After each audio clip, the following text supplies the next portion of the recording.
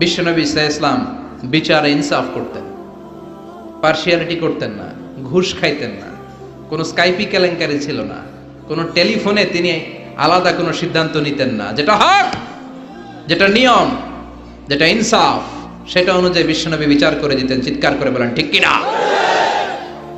বিশ্বনবীর কাছে বিচার আসলো। বিশ্বনবীর প্রাণাধিক প্রিয় স্ত্রী সাইয়্যিদাতুনা আয়েশা এসে বললেন, ও নবী, আপনার এক বউ আমার ঘরে রান্না করে খাবার নিয়ে এসেছে। মায়েশার কাছে খাবার নিয়ে গিয়েছিল, ঝোল করা খাবার, পায়েস জাতীয় বা ঝোল করা। মায়েশা রেগে মেগে বললেন, আমার ঘরে খাবার দিলা কেন? আমি কি রান্না করতে পারি না? রেগে মেগে উনি ঝোল নিয়ে, পায়েস নিয়ে, খুব সম্ভবত সাউদা রাদিয়াল্লাহু তাআলা আনহার গালের মধ্যে পায়েস লাগিয়ে দিলেন বা ঝোল লাগিয়ে দিলেন। কথা শুনতেছেন? মা আয়েশা অনেক ভালো নারী ছিলেন, অসাধারণ মহিলা ছিলেন, কিন্তু একটু রাগীও ছিলেন, রেগে যেতেন। রেগে গেলে